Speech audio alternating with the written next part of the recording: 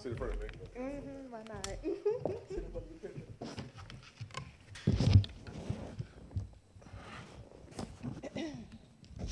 Okay.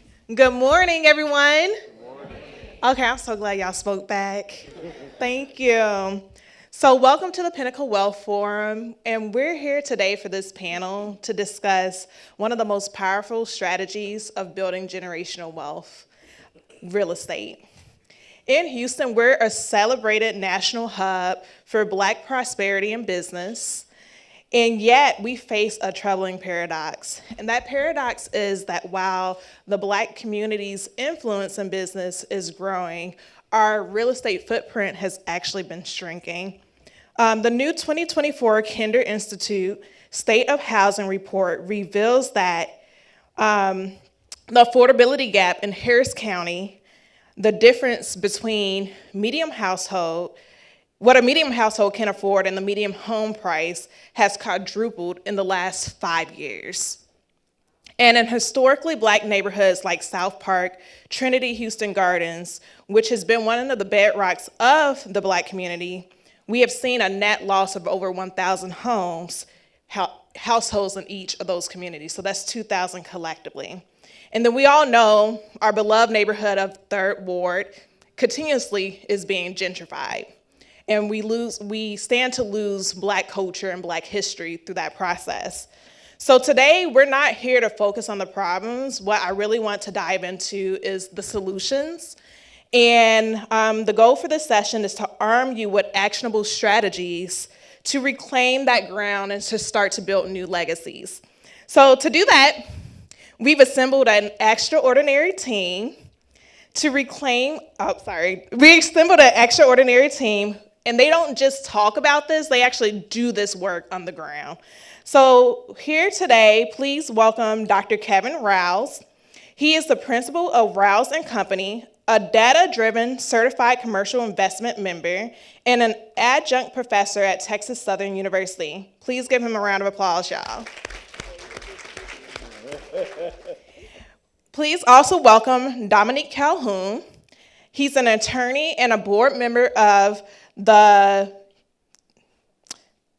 Tax Increment Reinvestment Zone 9, where he helps to govern public-private development partnerships. And then last, we have Miss Courtney Johnson-Rose, Dr. Courtney Johnson-Rose, pardon me. And she's the second generation CEO of the award-winning firm George E. Johnson Development and the immediate past president of the National Association of Real Estate Brokers, where she led the national fight for democracy in housing. Please give her a welcome.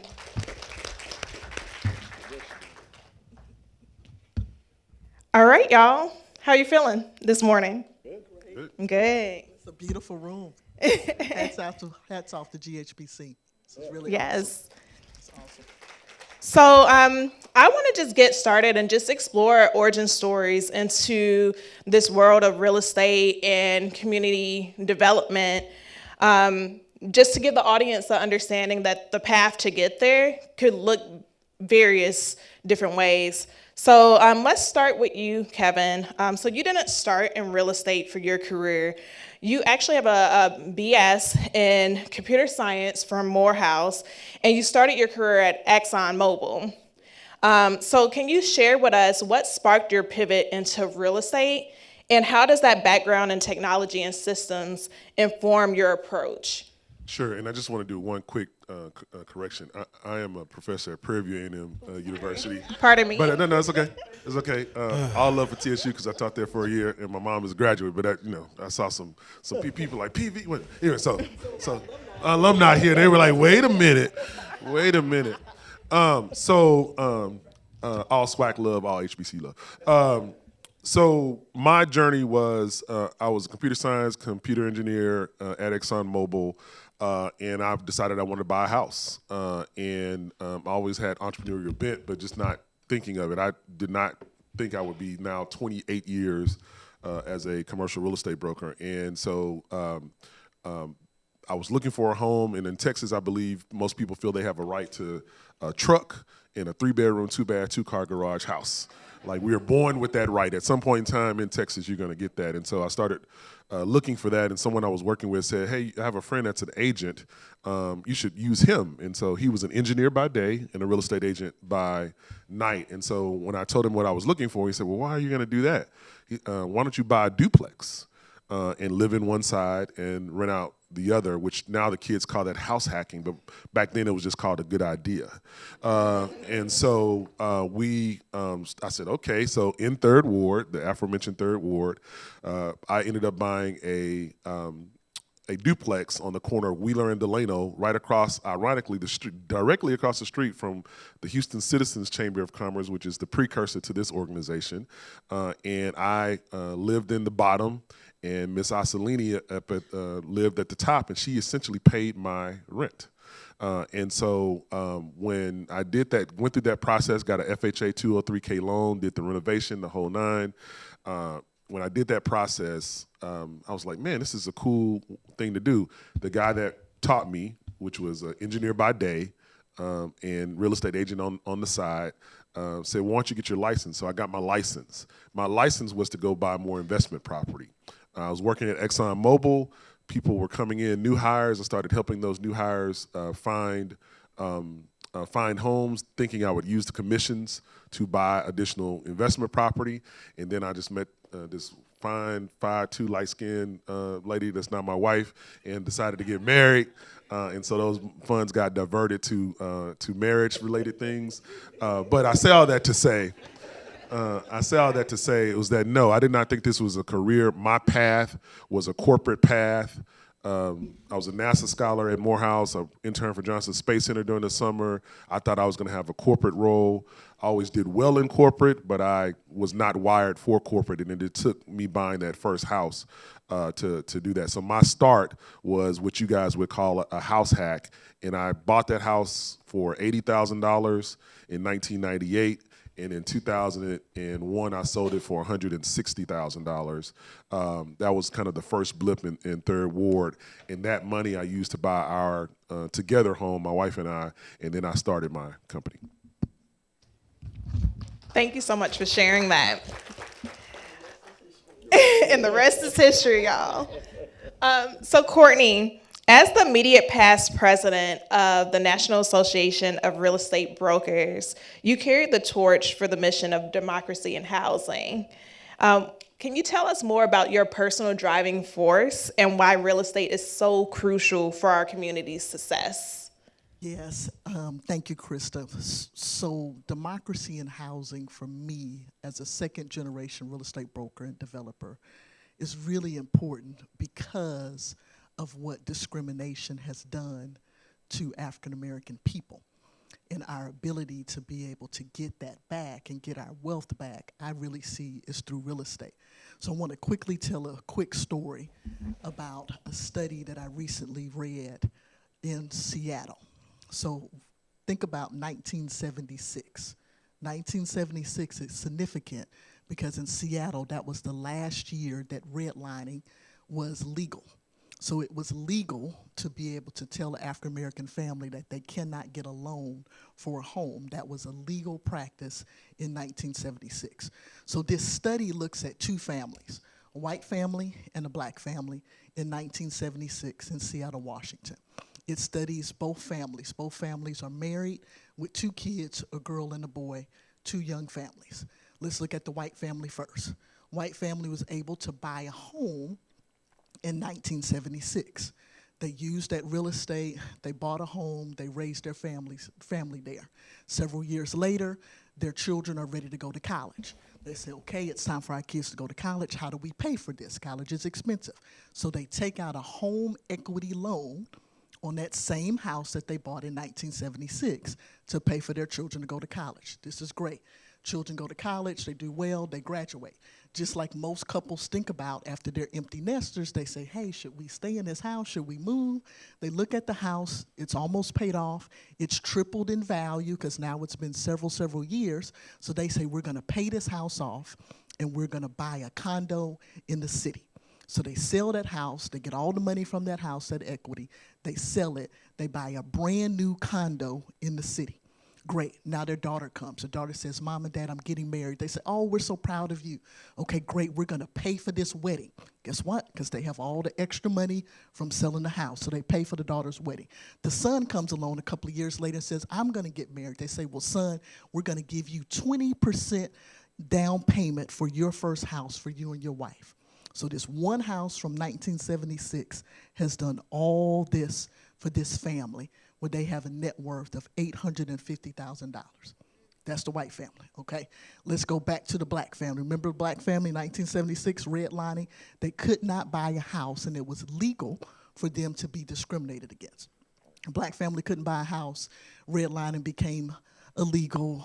Black family kept on winning and saving, but they eventually were able to purchase a home, but 10 years later. So now instead of 1976 prices, they're buying a house at 1986 houses. What happens to real estate? It goes up. So now they pay more for the house that they now finally get to buy in 1986, okay? So now their kids are ready to go to college. So they look at their equity and say, wow, this is how much we pay for this house. We haven't been here that long. This is how much the house is worth. They don't have enough equity to pay the house to be able to pull money out to take their kids to college. So their kids go to college with what? A student loan debt. So both their kids go to college, but both their kids have student loan debt. Okay, now their daughter comes and says, I want to get married. They say, this is great, but we can't help you, baby girl, because we've made the decision that we're going to have to stay in this house. We don't have enough equity to sell it and buy something else. So we've decided, instead of being able to sell this house and get something new, we're going to hunker down here. So that means we got to pay this house off. That means we got to get a new roof. That means we need new windows to make it energy efficient, and all the things that you have to do for an older home. So they say, daughter, we can't help you with your wedding because we have to pay this house off. Son comes along, he says he's getting married. They say, well, son, we want you to buy a house. I know you have the student loan debt already, but we don't have any resources to help you buy your first home. So the difference between this one family, white family, having $850,000 of net worth and the black family having $50,000 of net worth goes back to democracy in housing. And this one house and redlining in 1976. So I'm so passionate about this, Christa, because of I know how we got here. I know what happened to us. So now my mission, NARAP's mission, my mission as a real estate broker is to help us use this powerful tool of real estate to be able to right the wrongs of the past and get our wealth back. Wow, that's such a powerful story. Thank you so much for sharing that. And then we have Dominique. Your story is one of resilience. You started a construction company, but you also were hard hit in the 2008 housing crash. For the audience, are you guys familiar with the 2008 housing crash? Okay, good. And so, so Dominique, you were faced with closing your business and losing out on lots of cash. That event was what motivated you to actually go to law school. So can you talk to us about how that personal experience of failure and failure of the system shaped your career today? Yeah, and before we start, when she mentioned that, I was like, where did you find this information? And she was like, I'm a researcher, I got it, don't you worry about it. Not too many people outside of my family and close friends know that story. My father is an electrician, and from the very young age, I'm a lawyer, so I always say the laws be damned, because my father is from Mississippi. And I remember coming to him, I was 13 years old, and I told him that I needed some shoes for basketball camp. And he said, well, how old are you? And I looked at him, and I was like, you don't know how old I am? And he was like, you 13, right? I said, yeah. He goes, well, let me tell you about my father. And so I had to sit there and hear all the stories about how his dad was a sharecropper, and he had to go to work when he was 11 years old. And after that whole conversation, I got a trip to Traders Village, because I'm from up north. We bought 5 pairs of blue jeans, some steel-toe boots, and all that you need for a trade. And I worked for him at the age of 13. And so I learned everything about construction from my dad. I have an uncle who's a carpenter. I have some cousins who are plumbers. But from a trade perspective, that's where I learned it. And so when I was in undergrad and about to graduate, I decided to start this company. And I had no idea of what I wanted to do. When I was an undergrad, I was a psychology major. And if any of y'all have made that decision, you know that's no way to live a life, right? You got to go back and do something else. And I didn't think that through when I was first going. When I originally went, I wanted to be a doctor, but I had a conversation with God while I was pledging and taking organic chemistry and realized that wasn't going to work. So I changed my major to psychology, but then while I was in it, I realized, hey, this ain't going to work for me. So I started a construction company, and we took off like a rocket. My dad said that he wanted to come in. We were creating like this Sanford and Son kind of relationship. It was great. Getting was good. $1 million in the first year. We head to $2 million the next year, and then all of a sudden, the market turns. And you don't really understand these kind of things as a young adult. My dad sees the writing on the wall, and he's nervous and all those things, but the market crashes. And we were in the middle of helping with a new development, and at the same time doing a remodel of about 4 homes. And one of those remodels was $1 million remodel, just from the electric side. And so, because there was multiple properties along there. And so we had all of that, it was going, and then the doctor called us and she said, because it was a second property for them, and she said, well, we're done, cancel the contract. And we were like, huh? What do you mean cancel the contract? The worst part of all of this is it was right before Christmas. And I had the employees, we had already ordered lumber and everything that you need to prepare for this remodel that we're about to do. And everything just goes out the wayside. And the problem is that for my dad, even though he had been in this business for as long as he had been, there was no understanding of what you need to do, right? And for whatever reason, the concept of going to hire a lawyer to sue them for breach of contract and everything else never stuck. It was, let's file a materialman's lien, and eventually we'll get somewhere because we'll have the lien on the property, and so when they try to move it, we got it. And we did that, but nothing ever crystallized from it. And it, excuse my language, just pissed me off. And so I went back, I got my master's in business, and then I went to law school. And my whole motivation behind all of that was that nobody would ever have an opportunity or would take advantage of me in any kind of business relationship. So from the lessons learned, because I think that was part of the question, was that there was a failure that happened with managing the business. But it gave me an understanding of the macros and the micros from an economic perspective to understand the investment strategies and all the things you need to do from a business owner perspective, but also what's happening in the market. And right now, in my opinion, we're in another one of those cycles where you need to be looking at what's happening in the market for your particular investment or whatever's happening within your business.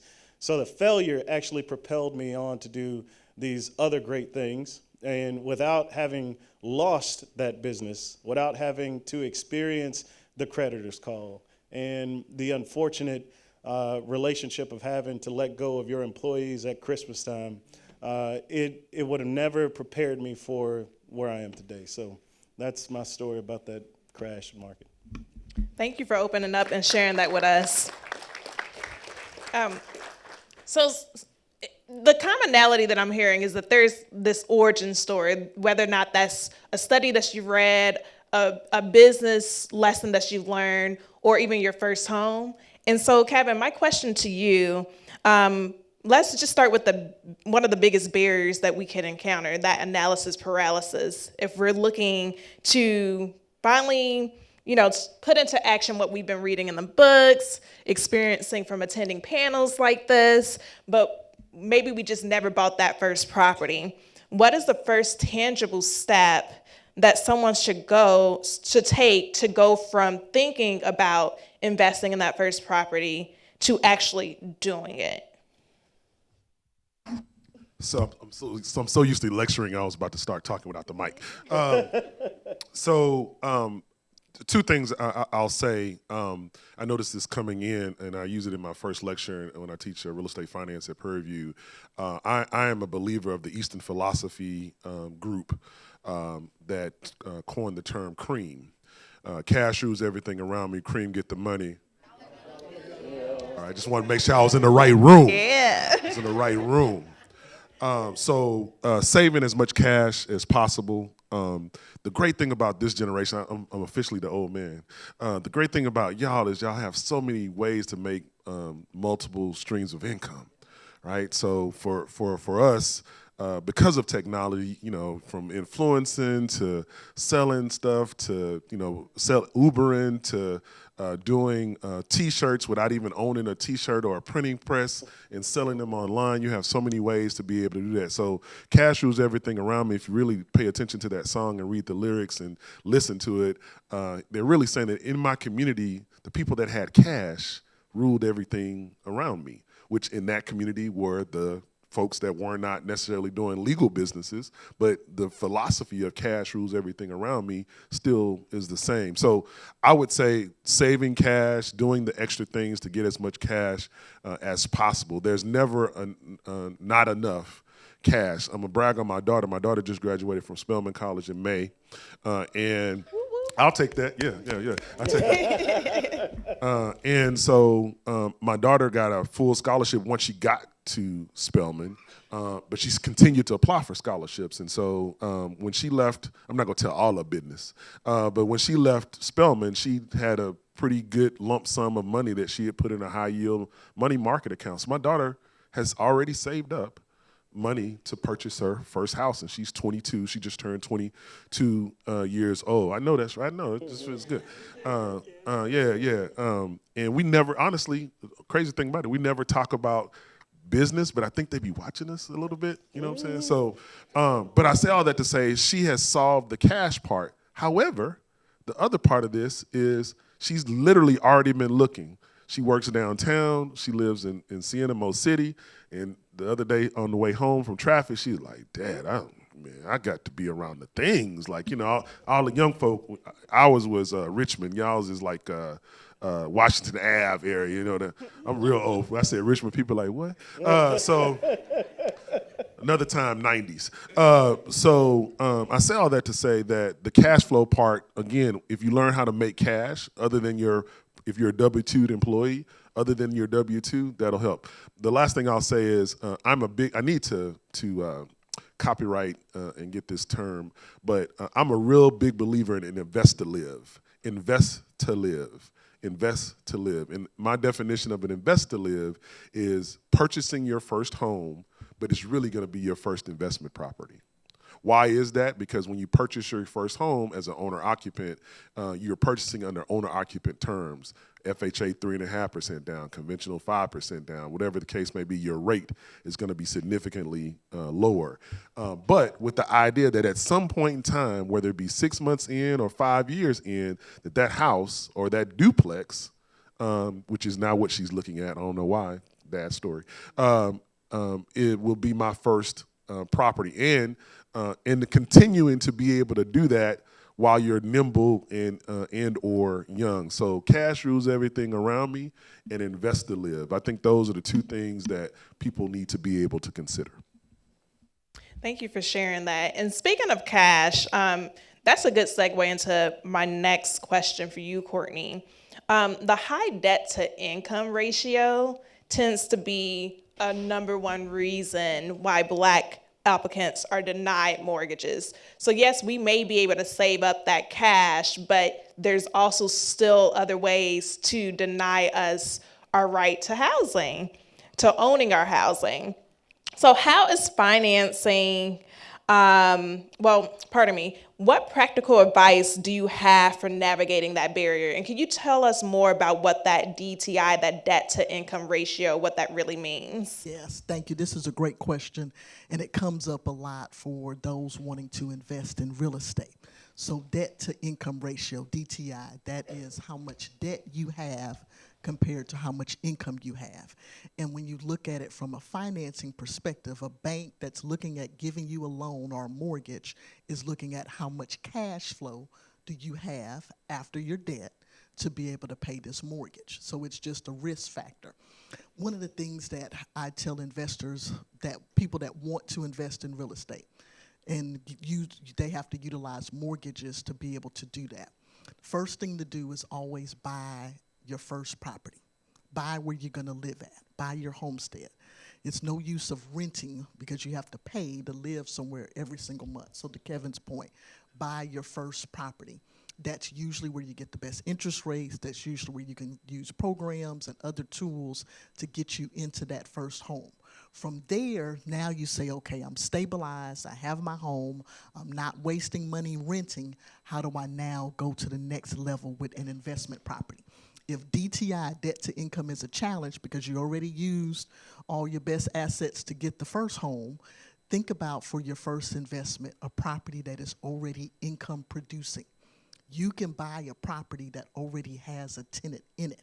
So if you have a property that already has a tenant, say it's a duplex that has 2 tenants in it, say that it's a house that's already rented out, or a townhouse that's already rented out, maybe target that as your first investment property, because when you go to the bank, you can show the previous history that this property has of having a tenant that's stabilized in that property, and you can be able to offset your debt to income ratios because this property already has a tenant. Another tool that can be utilized is look at being a part of a syndication. Maybe your first investment property is not you going out to get a mortgage, but maybe it's you investing with a group of other people. There's several examples that all of us have of syndication projects. I have a client now. She shared that she has $20,000. It's post her emergency funds, et cetera, et cetera. She says, I have this $20,000. It's not doing anything in the bank. Do you know of projects that I can invest in?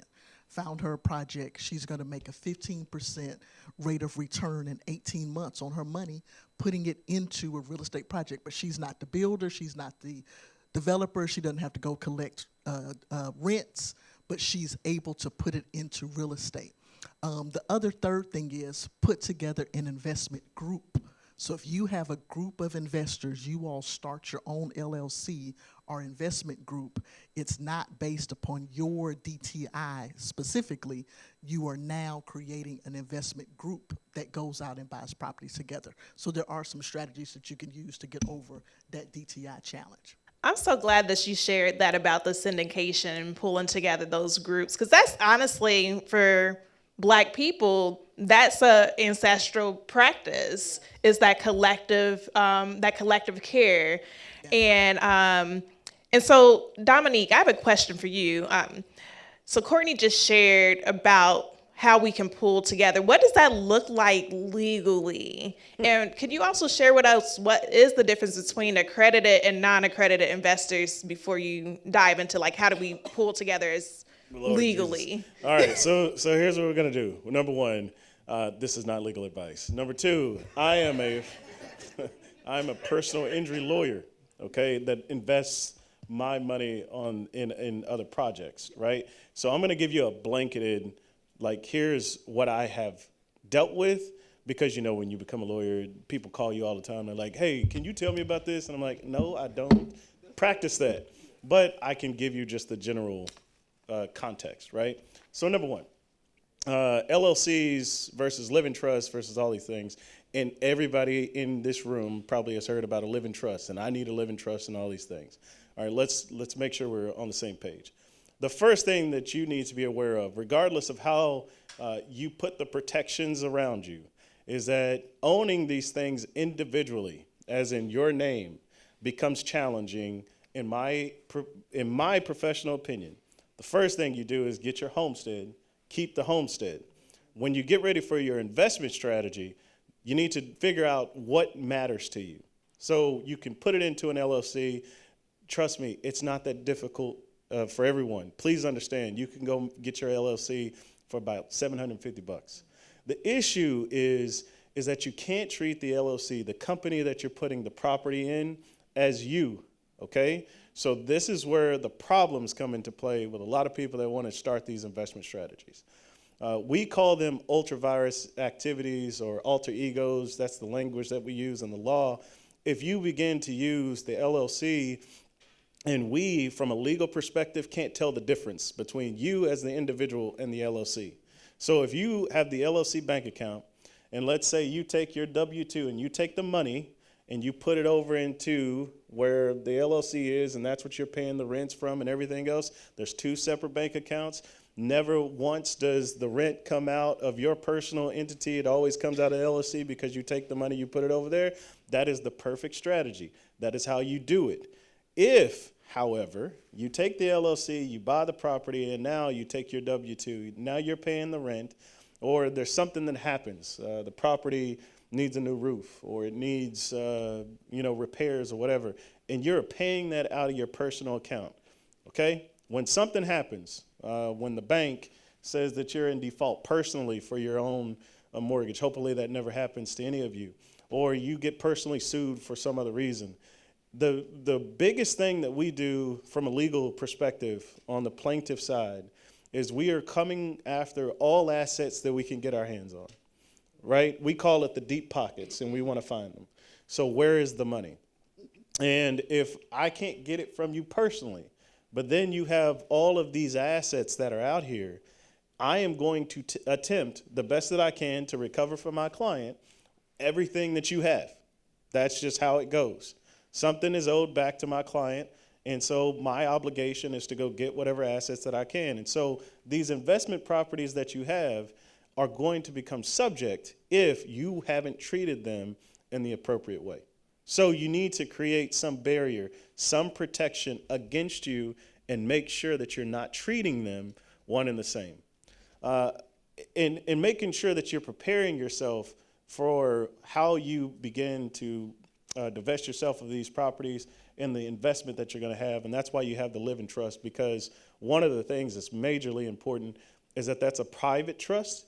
And so when you begin to do your wills and estates and all these things, it keeps it private so you don't have to make the public announcement about what your property is and all these other things. The last thing I'll say, because I know you want to move, when Courtney was president of NARAB, I was also president of the National Bar Association. And that is, the National Bar Association is the oldest and largest association of black lawyers, judges, and law professionals in the country. And Courtney and I had a program collectively with Wells Fargo where we taught and made sure that people had all of the necessary aspects of understanding this wealth transition. So when you get to your end-of-life decisions, what to do with your property to make sure that you don't lose it, to make sure that gentrification doesn't happen, or more importantly, this 1976 scenario, that you are keeping it within your family so that later on in life, when that time becomes ripe, you can sell it for double or triple what the value was. It's important that you begin to have those conversations within your family so that not only your children, like Kevin is identifying, but even for yourself, that you're protecting whatever equity that you've built up and whatever assets that you've acquired, so that when your time comes, that those things stay within the family so that they can be reinvested, or that you can reap the benefit of the initial investment. Christa, can I just add one thing? I jumped your cap. I knew it was going to happen. So with the National Bar and NARAB, so proud of this relationship that Dominique and I formed at the GHBC, from being on the foundation board together, but through our organizations when we were presidents, we went and did this workshop in 100 cities across the country, and we reached over 50,000 black families. So that's the power of this connection. Brother Houston, Black Chamber. I just want to quickly say, this is going to sound real colloquialism. I know it says got PhD up there, but I just want to. Syndications are groups of people that purchase property, one. Two, syndication might sound fancy, and it can be, but it can be as easy as three buddies or three girlfriends getting together buying a property. I do commercial real estate. I sell a lot of apartment complexes. About 60% of my business is selling apartment complexes, anywhere from 50 to 150 units. A lot of syndication by those levels of deals. This is what I have found. I'm in a room of community, that my non-African American clients will get together, put their money together, purchase a property, make income or investment income on that property, and then get mad at each other. But because they had an attorney draw up the documents, their paperwork was right, they are able to exit that even when they're mad. With my African American potential clients or clients, we tend to get mad at each other before we can even get the paperwork right. So I just wanted to end with that. What Dominique is saying is, make sure your paperwork. Paperwork, even if it's your buddies. Right? Paper up. Paper up. And again, I know you want to move, but we all sat on this board together. So No, go ahead. Go ahead. Here's the thing about the syndication. My opinion and what I would advise you to do. Not your legal opinion. Yeah, not my legal one that you can rely on, just my personal opinion. What I would advise you to do is that even in the initial paperwork, is that the syndication is not Dominique Calhoun, I am making the investment. It's Dominique Calhoun, the LLC, that's making the investment. Because, again, let's say something happens with the syndication that goes in and there's a breach somehow. And now the syndication is losing money. Well, because I, Dominique Calhoun, made the initial investment and I am the one that's a part of the group, that means that when the whoever it is needs to come back and go get their money, they're coming after Dominique Calhoun, the individual, and not the LLC. You have to make sure that you put the protection up first in the initial paperwork so that your assets are protected. Thank you all for that deep dive, because I'm interested in joining the syndicate, okay? So I want to open up the questions for audience. We're going to be able to take about 2 questions. We have microphones towards the middle of the room, but can we actually just walk the mics to the people raising their hands? Would that be possible? All right. And then at the Q&A, we're going to wrap up with a hot seat question. So, good morning, everyone. My name is Tony Harris Taylor. I work with women and people of color to help introduce them to non-traditional franchises. My question is, we're hearing the rumblings of no more Section 8 for legacy, for generations. How is that going to also affect the property owners? How is that, and that's been a lot of ways that property owners have been able to keep their properties, because the truth is, for us, we can hardly afford 2 properties in most cases. So it's really for Courtney or Mr. Riles to answer that. I would tell you that I think that's more bluster than fact. The majority of Section 8 and HAP contracts are when Section 8 has the entire apartment complex. So it's an owner that owns a apartment complex that every unit is a Section 8 unit. The majority of those large owners across the United States will not let that happen. It is a form of corporate welfare, for lack of a better term, from the landlord side. Now, have they changed some of the stipulations for Section 8 over time as far as income and work requirements and trying to graduate people off? Absolutely. But for it to go away, again, I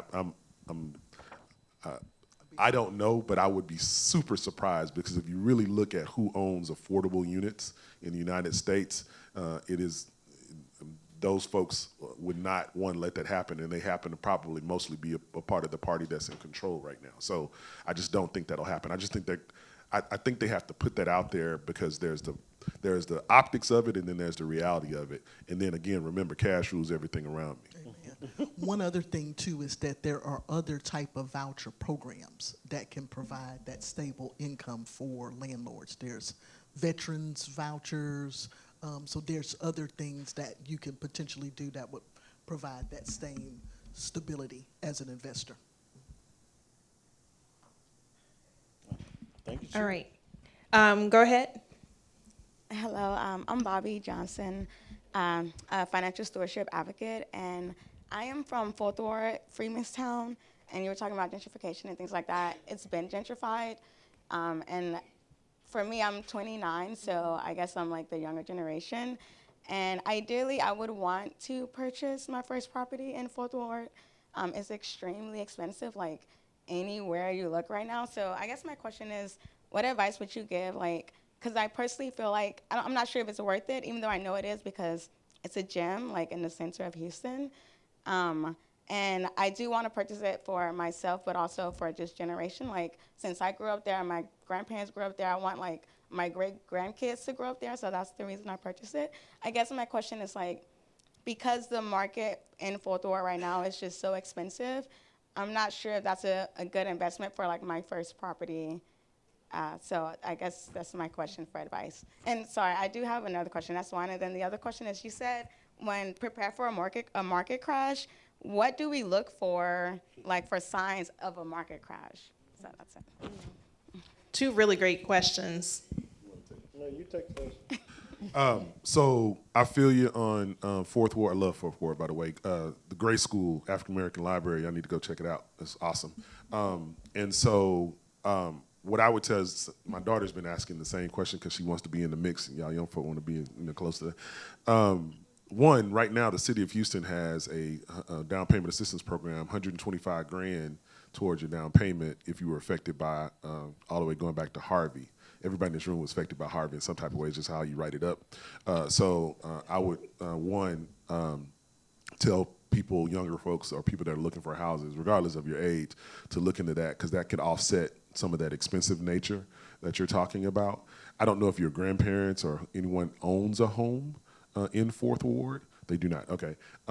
Because one of the things I would say is honestly, go knock doors in Fourth Ward for the homes that are still owned by the older folks and say, I'm a young person, I want to live in this community, I would like to buy your house. And you will be surprised how much they've been waiting on you. Now, that doesn't necessarily mean that they're going to sell it at a super discount, but some of them are like, let's make a deal, right? So that's a non-traditional way of trying to do it. And then I think, thirdly, I think we might be getting to the point, you see this a lot up northeast, where, people that are non-married are partnering to purchase homes and purchase properties. In other words, with a girlfriend or a friend or multiple people, where we're going to live in this home or in this duplex, we're going to buy it together, and it's going to be an investment. We just happen to live in it. That happens a lot up northeast in high density areas. And so those are the three things that I think that's the alarm to say shut up. So so I'm gonna let Dominique answer the next question. Well, and I'll be brief on it. If you're gonna do Kevin's strategy, here's one thing you can offer. This will not get you into the home immediately, but you can talk to them about a life estate. Okay, and the life estate essentially means that you're gonna purchase the property. It allows whoever is in the home to stay there for their life. And then after that life ends, you now acquire that property. That is a strategy of investment. Obviously, you're not going to be the one living there, but you're going to reap the benefit of what happens after the fact. Your question about markets, okay? The best way that I have stated this, do you have a account with Wall Street Journal? Okay, so if you're reading the Wall Street Journal, there is some analysts and documentation that will happen all the time that talks about whether or not we're in the bear or the bull. That's the different types of markets that we're in. And they will always hedge where you're at. The other thing is CNBC. There's the talking heads that you can rely upon that will give you some analysis as to what's happened.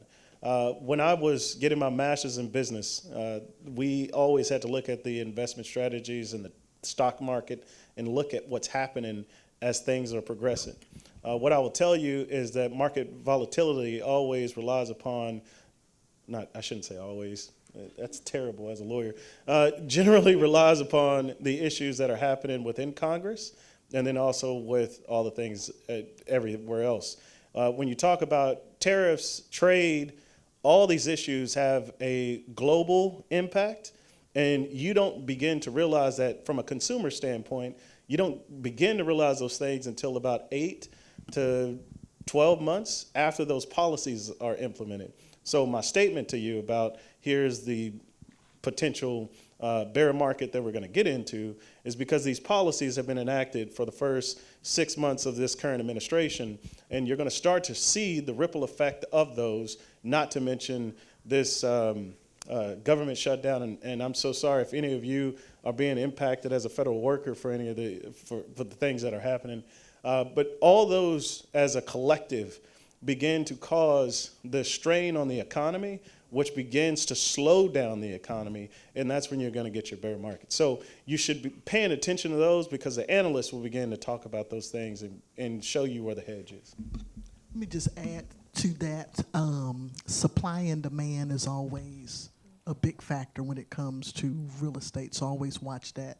And then a general rule is stay ready for a bad market so you don't have to get ready. Okay, so one final question. This is going to be a hot round question, so try to keep it to 30 seconds, just one solid point. Join the Greater Houston Black Chamber. Okay, to truly build generational wealth, we have to have those hard conversations. And sometimes it includes what to do with Big Mama's house. So what is one uncomfortable conversation, whether it be about money, death, family, that everyone in the audience should be having with their loved ones before the end of this year to start securing their family's legacy? Get a will. Get a will, get a will. Old black folks think when you start talking about a will that you think they're about to die or they're going to die. I say that jokingly, but it's really a thing. They may not say it out loud, but if you start talking about mama, well, why you, I don't understand. Well, what you mean? You know, like, what's going on? I don't, you know. So talking to them or starting that conversation about getting a will. My father just passed in May. My daughter, I graduated PhD May 15th. My daughter graduated May 18th. My dad died a week later, a funeral. We had a whole lifetime worth of events. My dad had a will, 2 pages. It's being probated right now. And so it didn't have a lot of assets, but left me something, left my daughter something, and just had paid off the house, speaking of that. So that just made things easy. Courtney and I have both dealt with, I just did a deal a year and a half ago with 42 heirs and no will. And if you're a probate attorney or a PI attorney, you understand probate trying to do with 42 heirs. And all of them weren't getting along. And typically what happens is 2 of them have been maintaining the property. I've been doing everything, and then okay, we're gonna sell it. Okay, well, how much? Well, I don't. Well, how much y'all gonna make? Well, we've been paying the taxes. Junebug want his cut. Cut. He ain't gonna show up to the closing unless he ain't gonna show up to the closing. So I own this by right. A will. Yes. All right, and Courtney? I would say 2 things. One, understand the money. My grandmother passed, and she had done a reverse mortgage, and nobody in the family knew. She did not tell anybody. So have the conversation. How much money do we have? Do you still have a mortgage on this house? What is the situation so that you can really understand that? Second thing, and I encourage this for all parents, is somebody has to be in charge. And it's easier for the heir to make that decision. Don't let the children or the heirs have to make that decision. You as the matriarch, and encourage your matriarchs to make that decision. I have 2 children. My daughter's 11, my son is 16. I know now as their mother who needs to be in charge, and it's my daughter. She's 11, he's 16, and I'm already like, you know what, she needs to be in charge, because you know those personalities and skill sets. So somebody has to make that hard decision. But if not, you're gonna end up in the situation that Kevin talked about with 42 heirs and nobody's in charge. So it makes it so much easier if the matriarchs of the family will just say who is in charge. It makes that process work. They basically told you it all. Paper up, right? And I told you about a life estate. Here's the easiest thing y'all can do. I made my mother do this. Go ahead, deed the property to me. Put a life estate. Here you go. I'm not going to touch your property. I don't care. You're going to stay there for as long as you're going to have it, right? It's already paid off. I pay the taxes on it. My mom lives in the house, okay? It's already going to be mine when she passes away. You don't have to make any other decisions after that. That's the biggest asset that she has, and it's already been taken care of. You can do those kind of things. I told you about the living trust. It gives you the opportunity, so where Kevin is talking about where you have to probate these things, you don't even have to probate them. What you do is you establish who's going to be the next trustee. So upon your death, the trustee is already there. Property keeps moving as it was going to. You can put these strategies in place. You need to go talk to a trust and estates professional.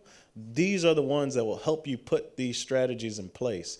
Those are the folks you need to talk to, not a PI lawyer. Don't follow this all as an advice for you to go do something tomorrow. You need to go talk to one of them, and they'll make sure that all of your assets are properly taken care of. So that would be my suggestion. The last thing to all of that, and I would hope that some of you have all of this stuff written down, but please do it for the benefit of your kids and your loved ones. Take every password, every account, all the information, put it in a book, put it in the closet or somewhere, and tell your kids and your loved ones, hey, when I'm gone, pull the book. Everything you need is in the book. The account numbers, all of it, whatever it is, it's all there. So you're not trying to go find it. Because what happens, and this happened to my grandmother, and I'm a hush, she had 7 kids, died intestate, which means without a will. I'm telling you, I made the joke about the June bug. My uncle is that person. He's like, no, I own this because I was a kid. It's like, okay, well, now you're sitting here fighting with everybody. And then you got to go back, and then all of a sudden there's something owed and all these expenses that you have to pay. Just put it all together so that people don't have to go searching for this stuff. All right. And that's a wrap, y'all. Go talk to your loved ones about money and give the panelists a round of applause. Thank you so much.